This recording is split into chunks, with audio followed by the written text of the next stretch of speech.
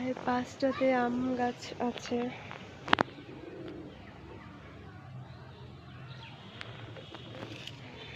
লেবু গাছে প্রচুর লেবু ধরে আছে। এই যে লেবুগুলা খুব সুন্দর লেবু ধরে আছে।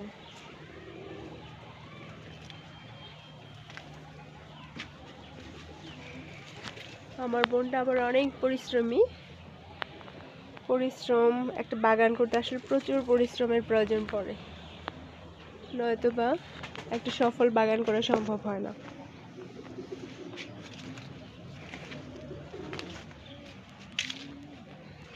পেয়ারা গাছে প্রচুর পেয়ারা ধরে আছে। এই খুব সুন্দর পেয়ারা ধরে আছে।